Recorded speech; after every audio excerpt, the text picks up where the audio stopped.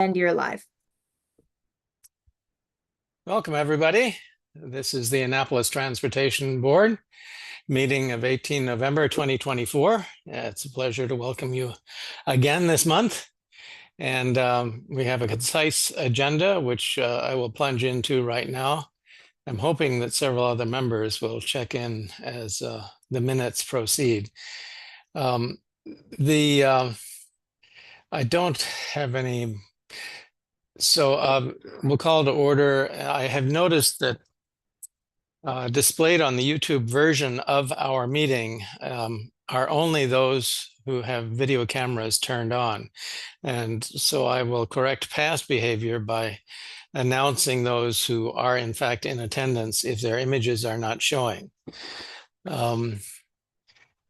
So we have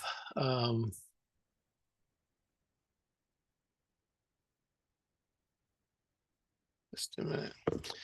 Robert Madden is with us, and he, I believe, is not confirmed by the mayor yet, or the city council. And Hugh Hayes is here.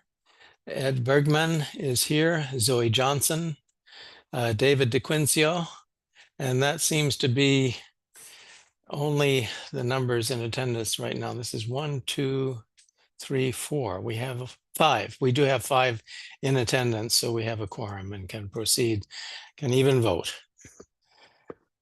So that's the roll call, and I hope that we can add others as the meeting proceeds. The agenda was distributed to you. I'd like to ask if there are any suggestions for amendment. If not, a motion to approve the agenda as distributed. So moved. All right, is there a second? Second. Okay, in favor. I see a majority, so we have an agenda. Let me just mention one item on tonight's agenda. It's number 6 on the agenda, which asks you to say what you will about member-initiated action on the Annapolis Transportation Board. Think about this between now and when that agenda item comes up. I'd like us to, as much as possible, get out of the mere conversation mode and into the action mode, where we settle finally on recommendations to the city for improving the transportation system of the city. It is easy to degenerate into a mere discussion group. Boards and commissions all over the city have this problem. And I guess it's my job to try to urge us toward an action orientation. And I'd like your thoughts on what you personally will be doing in the next year to allow the board to crystallize recommendations, actionable recommendations to the city for improving transportation. I have no minutes to distribute this month because Tara did not produce them, but we'll have them next time in order to approve them. There is no, I guess the only public participation we have is in the attendance by our nominated and yet not yet confirmed members, one of whom is Robert. I'll just skip ahead. We have 2 pending members. One is Robert Madden, who is here tonight, and Forrest Landa. Both have been approved by the City Transportation Committee. Neither has been approved, to my knowledge, by the City Council itself, nor sworn in by the mayor. It is annoyingly bureaucratic, isn't it, folks, that we have to go through all of these steps in order to get members on board. And maybe one of our recommendations ought to be that the mayor find some way of streamlining this process. The next item is the City Council Karma could not make it tonight, and so the Transportation Department, in the person of Kwaku, is here. What's going on, Kwaku?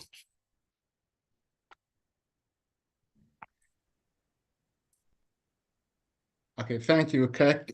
The TDP, as you know, and also a member of the board on the advisory group, is proceeding very well. We do have Tech Memo 3, which is a summary of the community and stakeholder interviews, which was given to the advisory group for review. So we are waiting for their comments on that. If you do recall, the Tech Memo 3, which is the community input, consisted of the RADA survey, our customer survey, which we give out questionnaire in English and Spanish to the riders on the buses to respond to. There was also community survey, which was online, that we actually push it out for people, everybody else, whether you ride the bus or not, to respond to those questions and add any additional comments that the person may have. We also had the stakeholder interviews that we did talk to some selected people about their views of transportation, how to improve it. And lastly, we also did give questionnaire to the drivers, the bus operators, also to solicit their input. So Tech Memo 3 actually is a summary of the findings of these surveys. Just as a note, these are not statistical sampling. It's a way to solicit input from different groups regarding the public transportation system. That's all that I have. All right, I have a question. Other members of the board may have questions as well. Can you give me some sense of the number of people who have participated in this process, either personally or by responding to surveys? The community survey, we had about 146 people who did respond to that. The stakeholders, I have to go back to check my notes. But normally the stakeholders are very few people. As you do recall, I even send you a copy of the stakeholders interview questionnaire that you call the consultant, they set up a time, you have at least 30 minutes to talk about the questionnaire, any other things. For the driver questionnaire, it was given to every transit operator. So for the full-time drivers, we have about 28 that we did solicit. I believe in the Tech Memo 3, it talks about the number of respondents, but I don't have it readily on hand. But finally, when the final report goes to City Council, which I believe they will make a referral to both the Transportation Committee and the Transportation Board. In the appendixes, we actually give samples of the questionnaire and also how many people they respond to that. One thing which was very much unusual this time around is the number of the customer surveys. It went beyond the usual 1 week. We push it for additional week or so. But the respondents were very, very, very small compared to the last time that we had it. I don't recall the exact number, but we can find it and send it to you. Another question from me, and others should join in as you like. There will be a number of recommendations that come out of this effort, some of them very general in nature, some of them quite specific, but I don't have a clear idea of how specific those will be. Do you expect to emerge from this process recommendations for route changes and route additions or subtractions? There will be recommendations in terms of, I would say, route alignment, given the fact that we currently have the micro transit ongoing. I think there is going to be a recommendation as to how to improve it, expand it. But it depends also on the results of the land use, demographics, travel patterns, and so on and so forth. In terms of specific recommendation, typically the plan doesn't get into the details. It can give you a general recommendation. For instance, the advisory group has started talking about the fare free and in terms of how to proceed. I believe it will be along the lines of what are the pros and cons, and then council will look at those and then move forward with that. Route cuts depends upon the ridership and the cost. There could be a recommendation that certain routes may need to be looked at, adjusted. But again, everything will be driven by the community survey, the land use analysis, the demographic analysis. So at this time, all that I'm saying is kind of what I think could happen. There are no specific recommendations at this time. In general areas, we will look at the micro transit, how to make it better. And also we will look at the fare-free idea, how to proceed with that and at what cost to the city. But in terms of specifics, we don't have anything yet. And I have a final question. In any of your discussions and in your expected recommendations, will there be anything bearing on an often discussed idea of extending the Annapolis transit system to a true regional one by combining with the county to have something closer to a true regional transit system?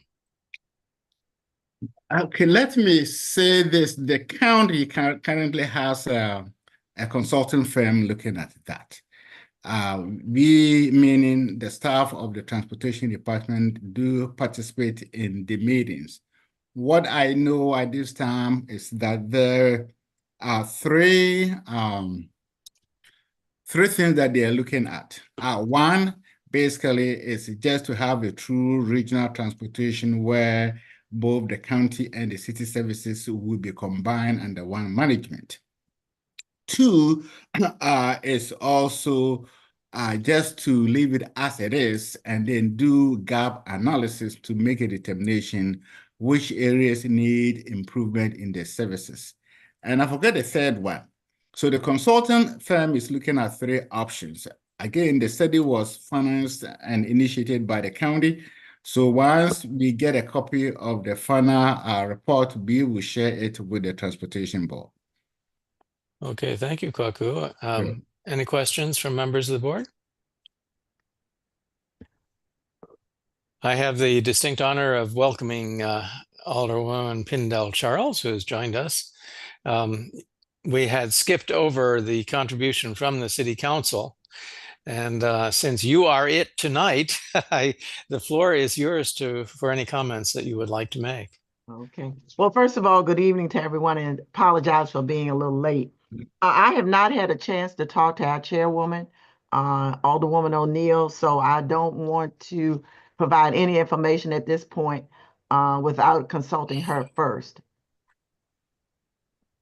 All right. Okay. If I think of anything as we go along that I feel would be salient, then certainly I will provide that. Okay, fine. Thank you. All right, next item on the thing is board membership, which I've mentioned already.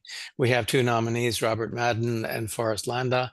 I'm glad to see Robert attending. Forrest, I think, has job responsibilities that we have to grapple with so that he can start attending these things, but neither have been finally confirmed. And Rhonda, you might just note this. We are not alone in observing that the city's processes for identifying and confirming new members of boards and commissions is cumbersome and extremely time consuming. And it would be very nice if you could somehow find a way of making this happen in more than, what is it, 4 months? So already for you, Bob? 5 months. It was May. May, yeah, it is unreasonably long, and for a process which is quite simple. And it would be really nice if you and other council members and the mayor could design a process that is somewhat more efficient. Okay, That's the only thing I wanted to transmit to you. okay. I'll put that down. Mr. Madden and Mr. Lander did attend our Transportation Standing Committee meeting last week. So I just want to thank them so very much. I know Mr. Lander isn't here, but they both were there at the meeting. And Yeah, they are thank you so much. both cleared through the first hoop, which Mhm. is your committee, but then the city council has to take final action. And yet there's a third one on top of that, which is the swearing in. Right. If these could be bunched together closer in time, I think it would help everybody. Okay. All right. I'm making a note of that. Thank you. All I have a question. I attended the Transportation Committee meeting last week, and much of it was taken up by, was it KHF or KFH, their Transportation Development Plan. Yeah. Do we know anything about that on the board? Well, that's what Kwaku was just speaking about, I presume. Yeah, I know, but it's Yeah. a stack of papers about that thick. Do we get to see those? That was one of my questions, actually, Kwaku. At what point will a product come to us for review and comment? I think what is happening at the Transportation Committee is an update. And so they do prepare something like PowerPoint presentation. They are not the final product. So typically the board gets to see the final draft of the plan once it goes to council. The idea is that since there is a member on the committee, the member from his or her own perspective can also inform the board what's happening. And I also make sure that that is part of the of our update. I think the last time they did talk about tech memo 1, 2A, and 2B, which in the previous transportation board meeting, we have talked about it briefly. And there was also a little bit on the community input, which I talk about it tonight. So they do prepare this presentation to basically talk about it at the Transportation Committee. At the end of the day, the board will get a copy of the draft plan. In the past, once it goes to council, council makes a referral to both the Transportation Committee and the Transportation Board. Yeah. And what I have observed is that once the referral is made, both the committee and the board may want to have a joint public hearing meeting to also solicit additional comments from the general public. So based upon that, the two, the committee and the board can also have their own findings, which will be forwarded to the city council before there is any endorsement or vote on adopting the plan. Okay, and do you have an estimate for the date that this would occur? We expect a draft plan to be ready sometime in January. We are at this point, the advisory group is talking about various alternatives, service delivery, fare free, and things like that.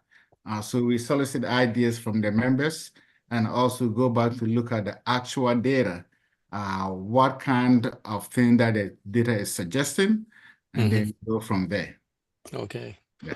Thanks. Does that Sure. cover it, Robert? Yeah, but let me add one more thing. There is a project site which I think we gave you a link. Or if you go to the city website, there is a link to the project website. So all the previous tech memos that we have presented, you can find them there. If you don't find it, let me know and I will forward it to the chair who can share it with the board members. Okay, thanks. Robert? Well, the reason I ask is that at the Transportation Committee meeting, Dan Dalton and Sarah Lasky gave a PowerPoint presentation that was up on the screen for everybody to see. Why isn't the Transportation Board have that information as well? I mean, we're part of the group, aren't we? I don't know. I mean, do we have to wait until there's a draft from somebody else before we see the final product?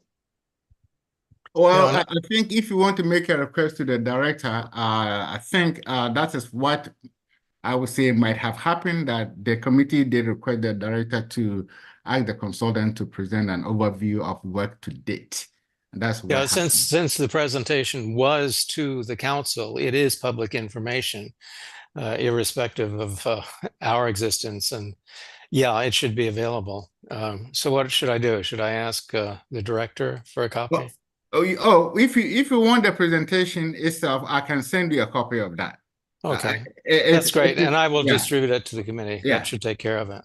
Yeah, yeah. I was thinking of the actual presentation, and that was a request to the director. But the materials itself, I also double check to make sure that we have up-to-date information at the project website. The project website was made to actually have these documents there so that anybody who want to see look at the progress of the project or the plan development can go there and see or look at that.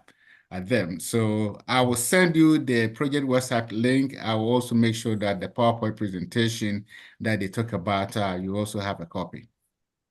Okay, fine. Thank you. Thanks. Sure.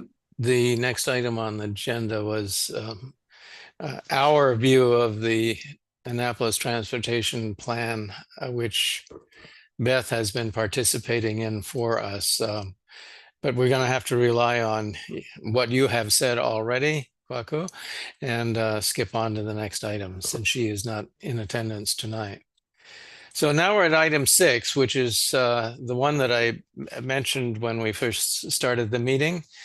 As I said, we boards and commissions do best when they do more than have highfalutin discussions over their areas of concern. They do best when they come up with ideas that are actionable, that we can transmit to the city for their consideration and possible adoption.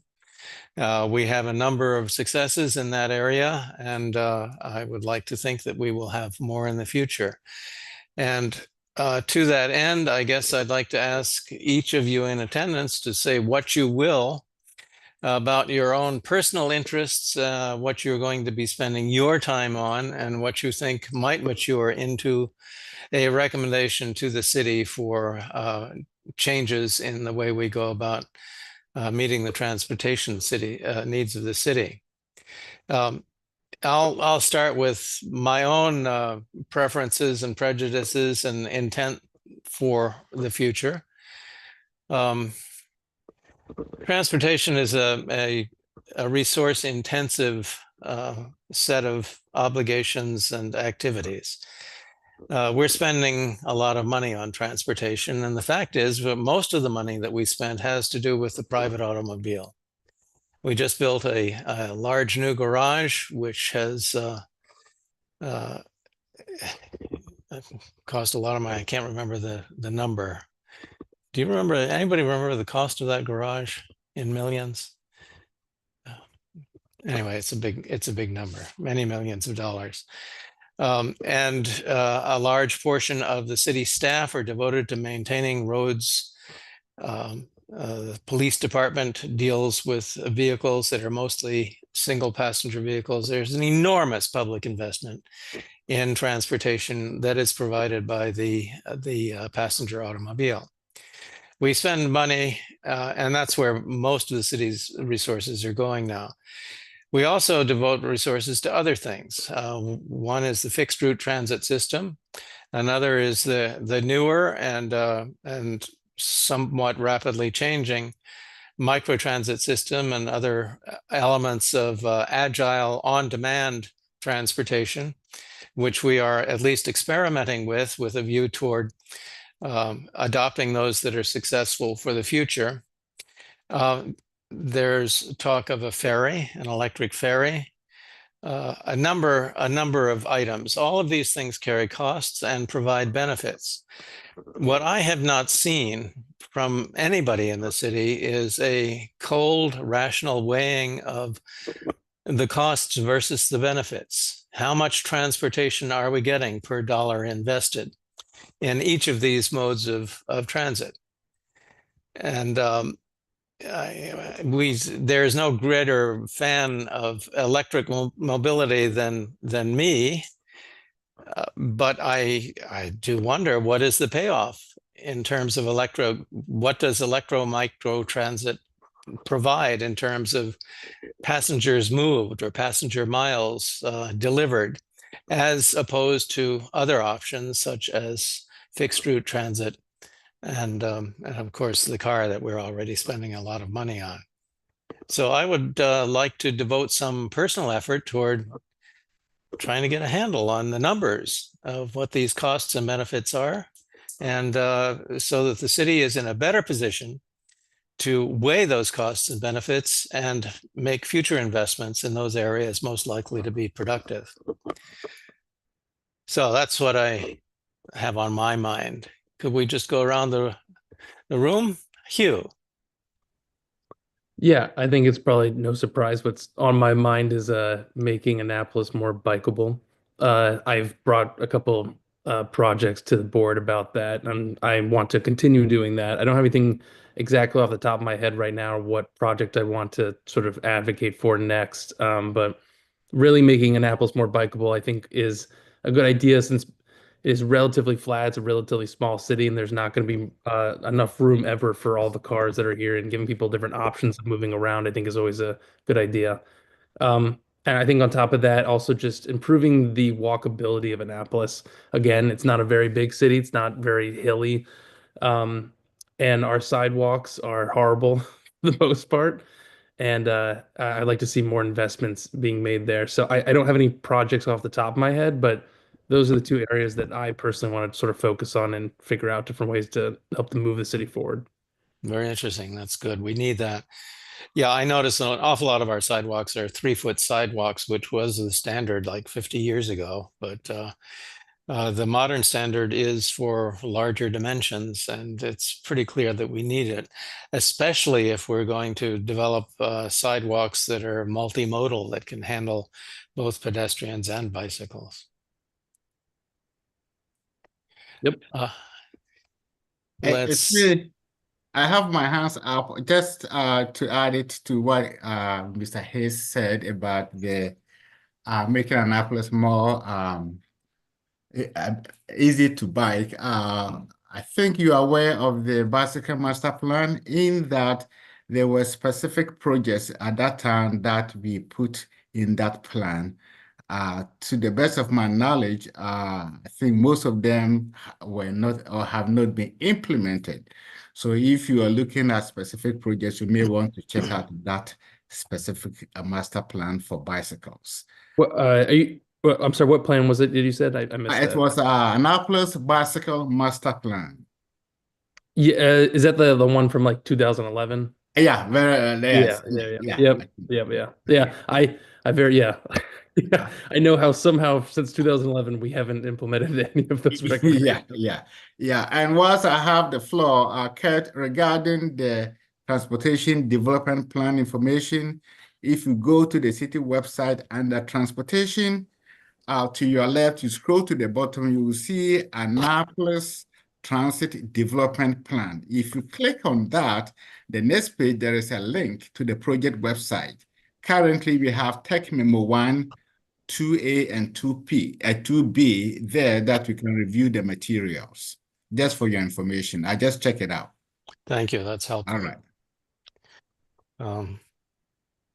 Yes. Okay. Well, thanks, Hugh. Let's see who's next. I'll pick Zoe. Good evening. As many of you know, all of you know, I represent the U.S. Naval Academy on the Transportation Board. So I envision myself continue to advocate for issues that are important to the Academy, both inside and outside our fence line as we train midshipmen and future Navy leaders. So a couple issues that I will continue advocating and working on are safety on sidewalks and bicycles.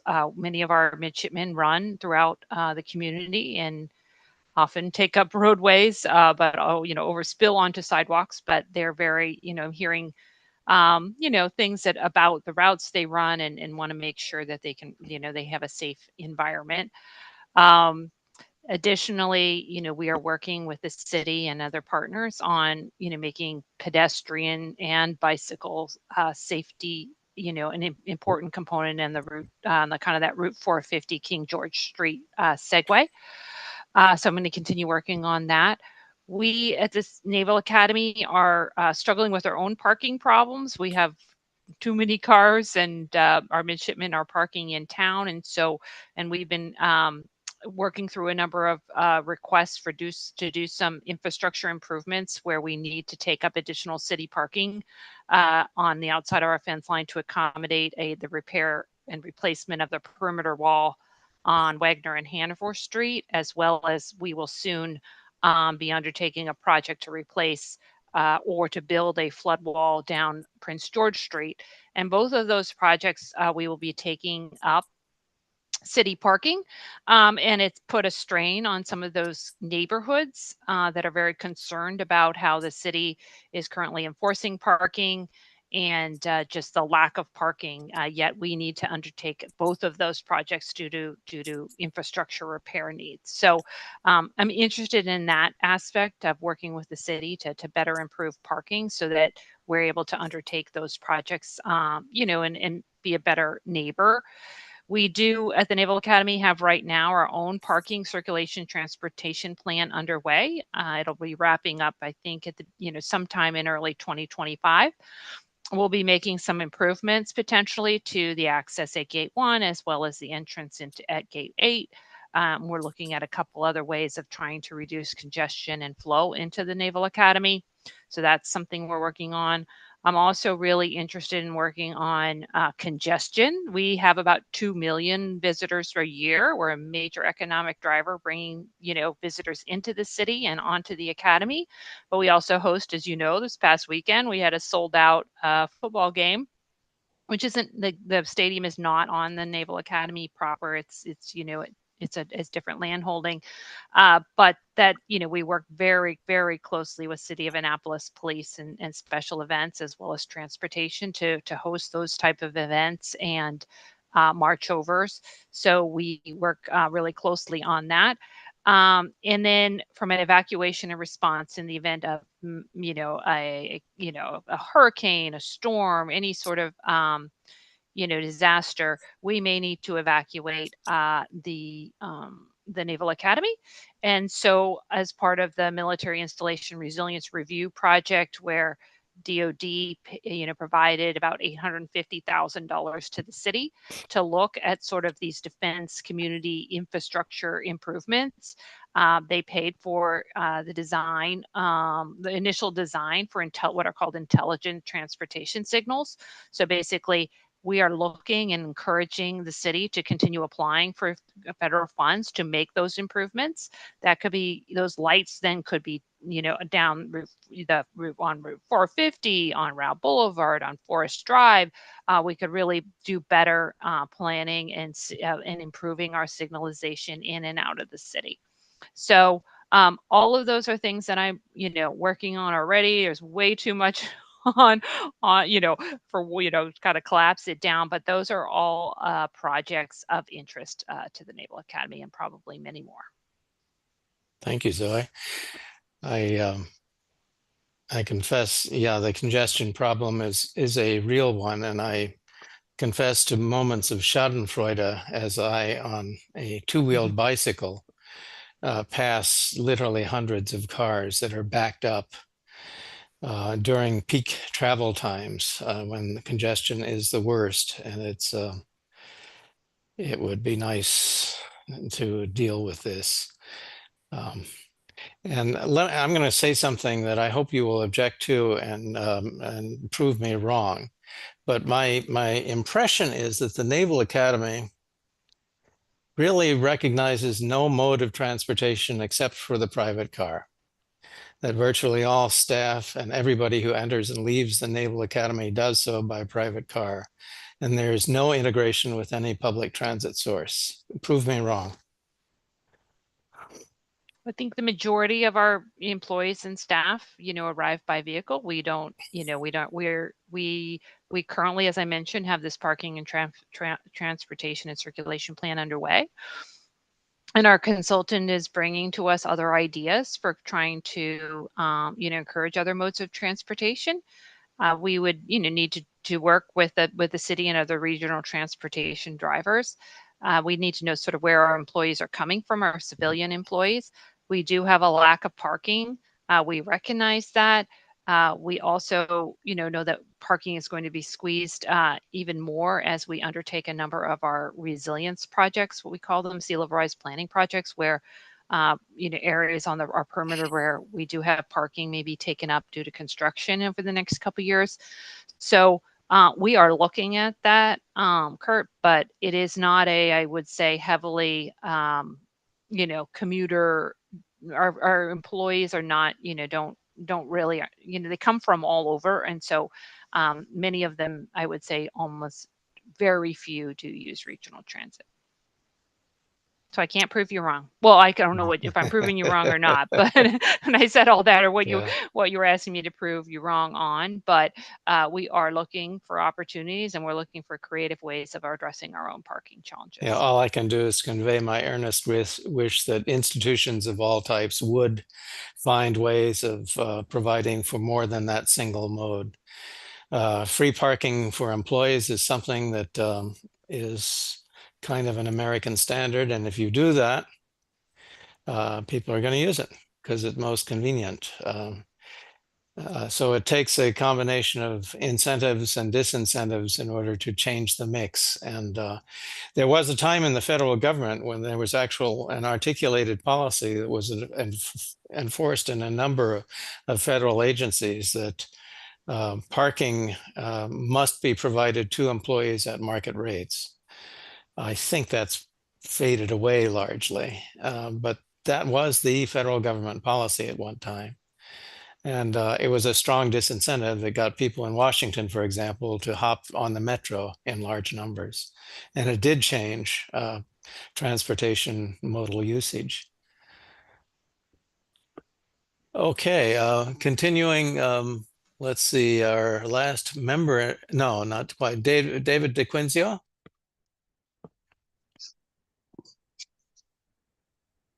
Yes, good evening. So for me, I may have to go to a different room here. For me, I haven't been very vocal in recent meetings, but I have been in when I've had moments with certain people to kind of advance some of these ideas about how things ought to be. I have been doing that, and I haven't. In fact, I haven't changed my fundamental view. In fact, I've been seeing more evidence in support of it that the root of all these problems is our language. And one data point that I have in support of that is through our marine business. I've had the chance to get to know a retired prominent person in the financial world who's very accomplished and with both academically and professionally. And I had the opportunity outside of Marine to ask him a fundamental question. This is the question I've posed to a lot of people, in which I take a dollar bill out of my pocket and I say, all right, pretend I'm the government. And then I put the dollar bill on the table in front of them and I ask them, is that a subsidy or not? And even this very accomplished person looked at me with clear, like, why would you even ask that question? But I think he got it, that when we can't agree on what is and isn't a subsidy, then we make bad decisions about things that are financially intensive, like transportation. So I hope to be able to put those ideas into some form where they can go public in the coming year. But things remain challenging for us in a variety of ways. But I thought that was very interesting. I thought finally, here's a very very deeply accomplished and respected person in both finance and economics. And I stumped him with a simple question of what does and does not constitute a subsidy, because in the view that has been held by the American people for generations now is that a dollar that goes to transit's a subsidy, and a dollar that supports the private automobile is an investment.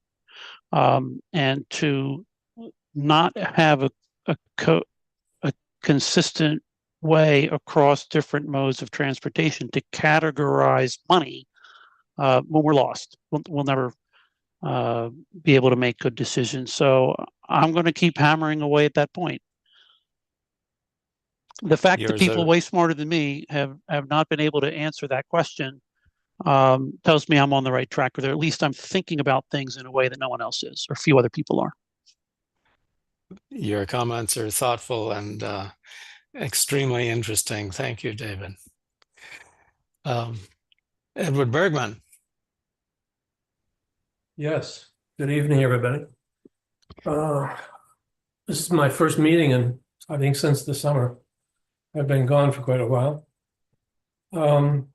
At the risk of trying to engage in discussions again, I have a couple of interests. One of them more recent, having something to do with congestion, but I'm wondering if there is a consistent, or has there been a study of the queuing outside public and private schools on public roads during pickup afternoons, or maybe even drop-offs in the mornings? I'm thinking particularly of the Duke of Gloucester, which totally clams up in the afternoon at some risk to people crossing the street or risky driving behavior, trying to get past people waiting to pick up children. The same thing happens at 6th and Severn, waiting for the local school there. Intersections have become blocked, people trying to get into queues. Has there been a study of this, or should there be? I'm wondering if better signage, traffic control, perhaps even regulations at schools, although, of course, parents do always wish, when possible, to drop their children off and pick them up. It seems to be a more and more costly solution for the city.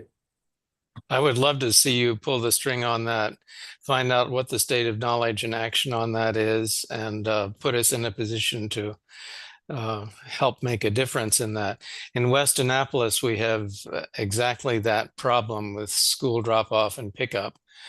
And it's a growing fraction of school children arrive by private automobile, not only in Annapolis, but all over the world. Unlike you and me, Ed, who walk to school barefoot both ways through the snow uphill both ways. Yeah, it's always uphill. Kids nowadays go by car, and it has its downside. And well, it has to do, of course, with the lack of alternatives in some cases as well. The other thing that's been interesting to me, and is probably not something that's directly within our purview simply because of the cost, is this question of whether we could go fare free at some point. And I say that not in terms of what would it be to make the existing system fare box free, but what should a system look like if it were, and how could it be paid for, if it could be paid for? So this gets us in some ways into the finance committee and large institutions perhaps contributing to the cost of an improved service that would take some of the traffic off the streets, some of the cars out of parking garages, some of the congestion away from our lives. this is not impossible to do. I know, Kurt, you know that there are cities around the US, and probably other members know this too, that have a totally free system and it's functional. And these are not wealthy cities. I used to teach in one for 23 years. That's Chapel Hill. You can ride anywhere in the city, and you get people of all stripes riding the buses everywhere in the city. So you get professors going to and from the university, business people going across town, obviously students and staff going to the hospital, going to the university. This seems to me a possible solution, not immediate and certainly not cheap, but maybe we need a consultant to do some work on this. Well, I encourage you to carry this forward. This is important. And to get to David DeQuinzio's point, yeah, the financial underpinnings are, I mean, the city is spending tens of millions of dollars on the private automobile infrastructure. We do that without blinking an eye. And the $300K that it would cost for fare-free transit is an intolerable subsidy. And so those are the priorities that the city presently has. And it's an uphill battle. Let's May see. I ask where you got that number? There's a report that the board developed on that. And if you haven't seen it, I will send it to you. I have not seen it. Okay, I'll send it to you. I'd like to comment just a moment on the school pickups. St. Mary's has school guards when there's pickups and delivery up on Duke of Gloucester, and they also sometimes have guards down in the city for crosswalks that are paid for, I think, by the city.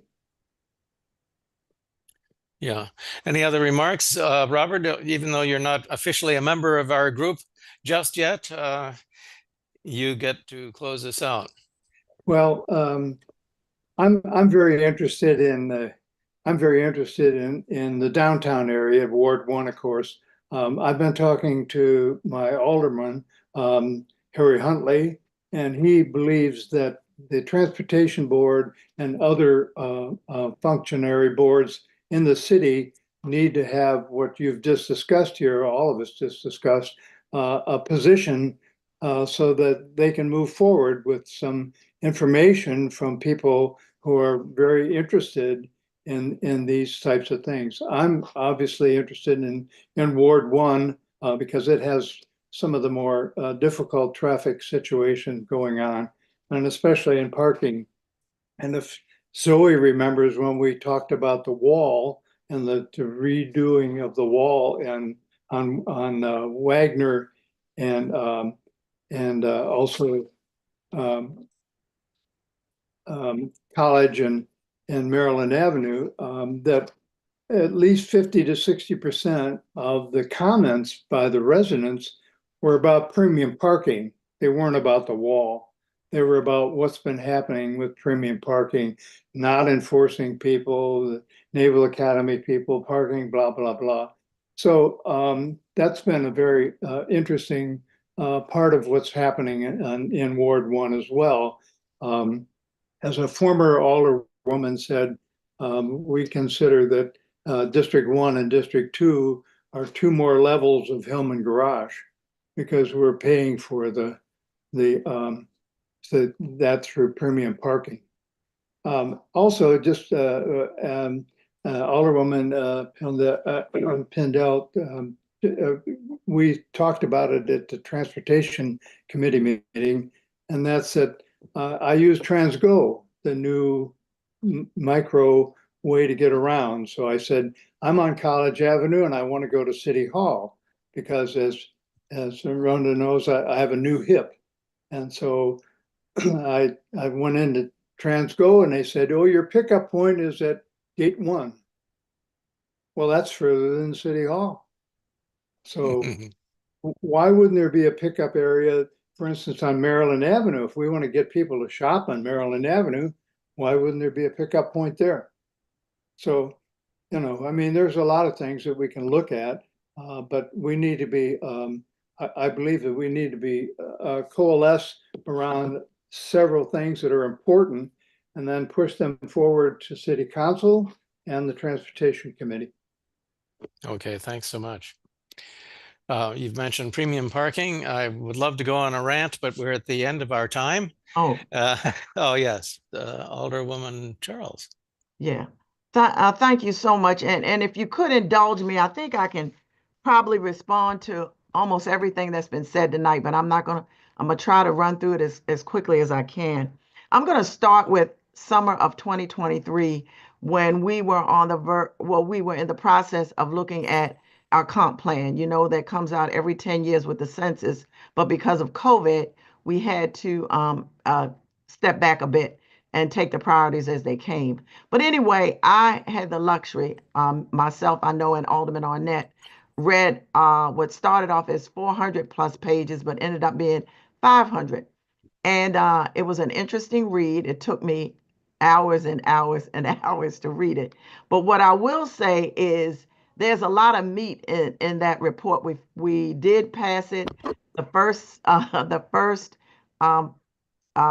meeting that we had in July of this year.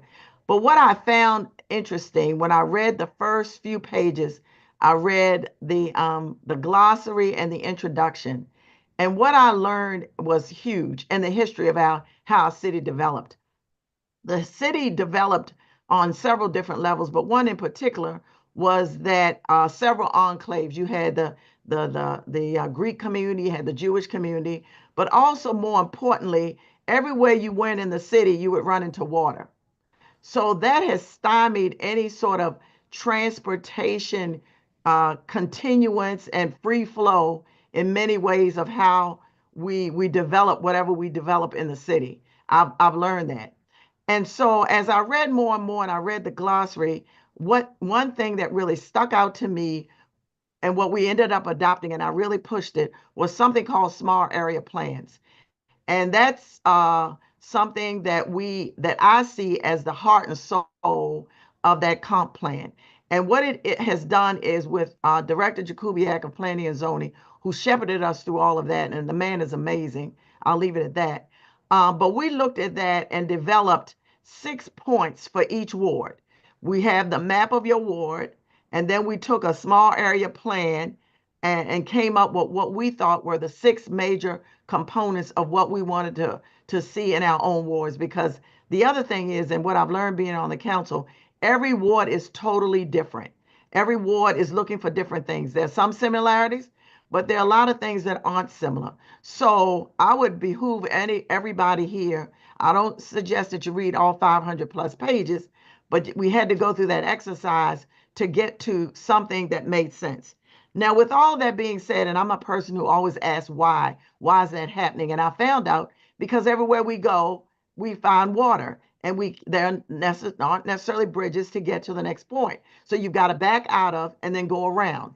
And I think that's a lot of the issues that we have when we try to come up with transit plans, that we're stymied, and I'll use that loosely, not in a bad way, because we love the water and that's what attracts us all there. But I'm going to start in another sort of area with the biking. And we have one piece of legislation that's being brought through the, I think, Economic Matters, but I asked it to be part of the Public Safety Committee as well, is disposal of items that we no longer need through the police department in the city. And so we have to align ourselves with the state law. But what Alderman Savage came to me and suggested is that when we have these bicycles, that we donate them. And then there's a gentleman who came before the council about 2 months ago who got a city council citation about bicycles that John he has Gorin. repaired for free. Right. And so we have not completely gotten this plan together, but that is one way of encouraging bicycle riding, but also fixing bicycles and not necessarily disposing of them in the usual sort of way. So I'll start with that. The other thing I want to mention that Mr. Regal mentioned was about the electric ferry and how do we calculate the cost versus the benefits. And there's some things we cannot necessarily put down in a cost. And I'll give you an example. My parents, when they were dating, took their ferry from the eastern shore to the western, from the western shore to the eastern shore and back. It was a very unique ride, and a lot of African Americans took advantage of that. And when someone in Eastport asked me, how do we get more African Americans to come downtown? My later thought was that this ferry may be a way to try to entice and try to encourage more of our neighbors to be involved in what's going on in city government. And that electric ferry, while it may be costly, and I'm not saying necessarily I'm all on board, but what I will say is this: there may be some things that we do to encourage others that we normally don't see to use the electric ferry. And I'll leave it at that. The other thing is too, when we're talking about biking, and I'm a senior citizen, and I'm not going to put everybody in that bag. Senior citizens oftentimes aren't necessarily able to bike or walk. I do a lot of walking. I do have a bicycle. I haven't ridden it in a while, but I do a lot of walking. And so we need to, I guess, make allowances for senior citizens. What I do know is some people are not able to do that. And from what I can see, there is a commission on aging or seniors for the city, and I think that's being revamped. I have someone in my ward who's going to be serving on that committee. The other thing Mr. Madden brought to us the other day was what he said today about Ward 1 and the projects on College Avenue and the Naval Academy and their plan. And so that was recognized at our meeting this past week. The other thing is about the evacuation that Ms. Johnson mentioned about the $800,000 DOD money and keep applying for these federal funds. What I will say is currently in our Office of Emergency Management, we've had 6 staff members, and now we're down to 3. We are in the city kind of our own worst enemy. We train our Office of Emergency Management folks so well until now we have 2 going over to the U.S. Naval Academy. We're proud of that. They fact. started this week. I know. And we cried. I was all the wondering way. if you were going to notice, or anybody Yeah. in the Oh city no, was we going to noticed. notice. When you go from 6 to 3, you notice. And so we feel blessed that we're that good, but we cry when they leave. But we are very glad that they found employing and furthering their professional careers with the Naval Academy. But it has put us at a disadvantage. So these grant funds in which Deputy Chief Mandel oftentimes applies for, we are now in somewhat of a quandary moving forward. And I will leave it at that, Ms. Johnson. The other thing I want to mention is wondering if the employees who work for the Naval Academy, are they able to park on the Naval Academy lot and be shuttled over to where they work on the grounds? And that's just a question I'll leave out there. As far as the queuing of the schools in St. Mary's and some of the schools around the city, I know during COVID, of course, schools were closed. And then once the buses came back on board when schools opened, many of the parents were reluctant about putting their children on the buses. And so I used to work also for the school system for a while. I worked for the health department for a while, but I'm career prosecutor. I am retired from Baltimore City in the state's attorney's office. So some of these things kind of touched on what I've done before. But what I'm saying is some parents still have not, I'll say, released their children onto the buses. So that might be some of the problem. And I think I covered everything on my list. I hope that was helpful. Thank you. Thank you indeed. You covered a lot.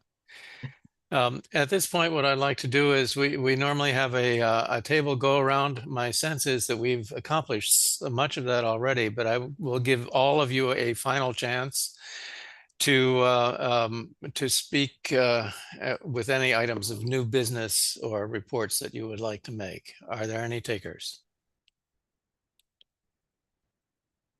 Seeing no response, I will take a motion to adjourn for the evening. So moved. Okay. All in favor? Thanks so much for your participation. think about the things that you have discussed tonight and how you personally will carry them forward in the future for the board. Good night.